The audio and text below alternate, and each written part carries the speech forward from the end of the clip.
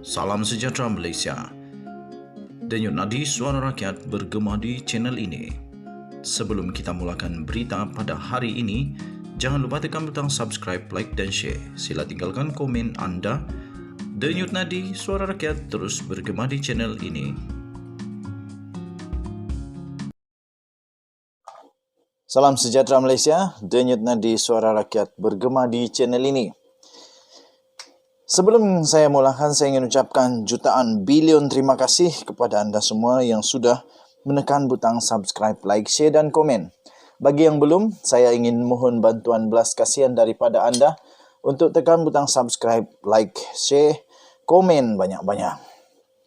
Tuan-tuan dan puan yang dihormati sekalian, ada pemuda Perikatan Nasional tiba-tiba saja buat laporan polis untuk Kerajaan Perpaduan, yang saya pun tak faham kenapa orang buat laporan polis. Lucu jugalah. Bolehkah kita ketawa dulu? Aduh, agaknya sudah kesempitan, agaknya terdesak pun untuk jadi kerajaan semula kah? Itu pertanyaan dia lah.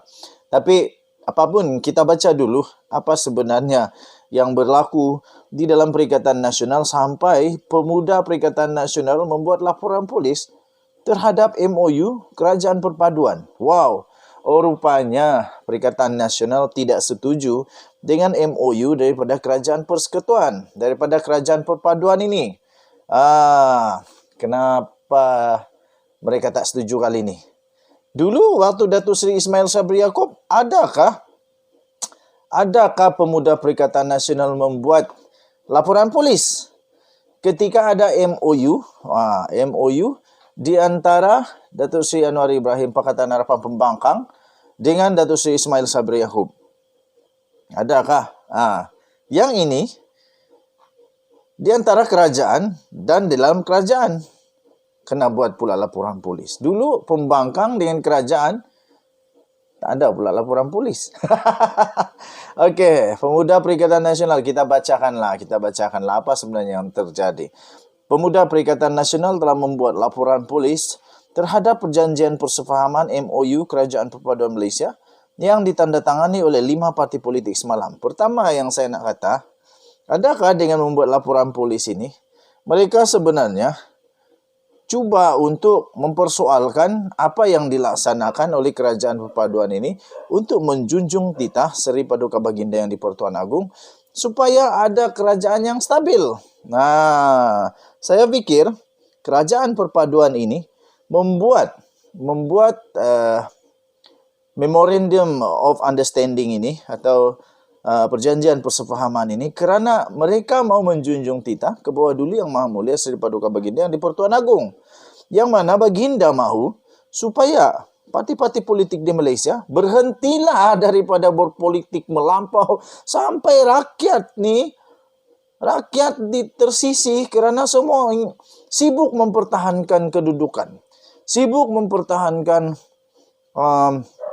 diri, sibuk mempertahankan parti politik, sibuk mempertahankan macam-macam yang dipertahankan, sehingga rakyat terbelakang, terlupa, tidak lagi menjadi keutamaan.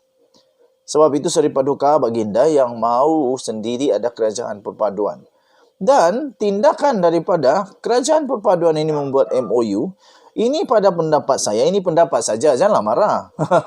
Ini pada pendapat saya, kerana mereka mahu menjunjung titah ke bawah Duli Yang Maha Mulia Seri Paduka Baginda yang di-Pertuan Agong supaya terjamin kerajaan yang stabil sehingga tamat tempoh. Tapi alih-alih pemuda Perikatan Nasional membuat laporan polis. Adakah mereka sedang mempersoalkan MOU yang dibuat untuk menjunjung titah ini? Itu soalan saja. Okey, Ketua Pemuda Perikatan Nasional iaitu Ahmad Fadli Syari mendakwa perjanjian tersebut adalah tidak sah kerana menyekat, merosakkan dan memudaratkan demokrasi berparlimen di negara ini. Pertama, saya mau ulas itu dulu.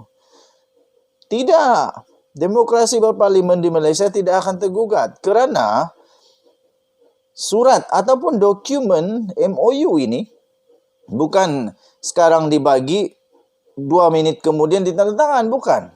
Tetapi MOU itu telah diberikan dalam tempoh masa yang relevan. Kemudian MOU itu dibincang oleh parti-parti yang mahu masuk di dalam understanding, Memorandum of Understanding itu. Mereka berbincang, balik dulu, bincang dengan Majlis Kerja Tertinggi, balik dengan ahli Majlis Tertinggi, dengan macam-macam lah Majlis Tertinggi di dalam setiap parti. Kalau mereka setuju, terimalah. Tidak setuju, tak apa, tolak saja. Jadi itu masih dalam demokrasi, bukan lagi masih belum dalam dalam kuasa veto yang tak boleh bersuara langsung. Okey, walau bagaimanapun menurut Perikatan Nasional, Pemuda Perikatan Nasional itu kata, klausa 4A dan 4B perjanjian tersebut, iaitu perjanjian MOU itu, menyekat dan bercanggah dengan prinsip demokrasi berparlimen yang merupakan ciri asas kerajaan Malaysia, berpaksikan raja berperlembagaan. Okey, menurut Ahmad Fadli, perjanjian itu bertentangan dengan perkara 10 Perlembagaan Persekutuan yang menjamin kebebasan bercakap, berhimpun dan berpersatuan. Betul lah itu. Mana ada Anwar Ibrahim menyekat? Tidak. Mana ada kerajaan perpaduan ini menyekat? Tidak. Semua orang masih lagi ada bebas bercakap. Masih lagi boleh berhimpun. Masih lagi boleh berpersatuan. Ia juga bertentangan dengan perkara 43(E) katanya, Perlembagaan Persekutuan yang memerlukan Perdana Menteri untuk mendapatkan kepercayaan majoriti ahli Dewan Rakyat bukan dengan cara perjanjian persefahaman yang menyekat kebebasan ahli Dewan Rakyat. Ini sekarang cakap macam itulah. Dulu kalau saya tak silap, betulkan saya kalau saya silap. Dulu kalau saya tidak silap, ada seorang Perdana Menteri, apabila dia sudah terlalu terdesak, dia pun ingin membuat tawaran kepada ahli politik yang berkenaan. Perdana Menteri ini Perdana Menteri yang gagal, diberi gelaran Perdana Menteri gagal. Kerajaan gagal, Perdana Menteri gagal. Itu gelaran dia lah. Entah, saya lupa siapa nama dia. Kamu pun ingat juga kot. Kamu tahu. Dia cuba untuk meminta persefahaman, ada perjanjian. Tapi malangnya, ahli-ahli politik yang lain menolak. Dan akhirnya dia pun digulingkan. Waktu itu dia ada tak terfikir benda ni? Tidak juga kot. Okey. Perjanjian itu juga katanya melanggar perkara 49A, Perlembagaan Persekutuan yang memperuntukkan kesan terhadap kerusi parlimen akibat pertukaran parti politik dan perkara 62, Perlembagaan Persekutuan yang memperuntukkan tata cara parlimen dan pengundi. Okey, ia turut melanggar perkara 63 katanya. Yang lain itu banyaklah baca. Okey. Dan selanjutnya Pemuda Perikatan Nasional itu berkata, sesungguhnya percaya bahawa perjanjian persefahaman tersebut adalah haram dan tidak sah di sisi undang-undang menurut Seksyen 24 dan 25 Akta Kontrak 1950 kerana objektifnya merosakkan demokrasi berparlimen, bercanggah dengan polisi awam dan adalah tidak dibenarkan di sisi undang-undang dan berunsur salah. Okey, Akta Kontrak. Saya tidak tahu kamu pernah baca Akta Kontrak, tapi saya pernah baca. Kami pernah belajar Akta Kontrak 1950. Dan saya pun tidak tahu di mana dan kenapa, apa masalahnya di dalam Akta Kontrak. Ada unsur-unsur paksaan ke? Okey. Haram dan tidak sah di sisi undang-undang. Kan sudah dicakap. Kalau tidak puas hati, bawa sajalah MOU ini ke mahkamah. Pergi mahkamah, okeylah. Nanti kamu tengoklah siapa yang menang nanti di mahkamah. Okey.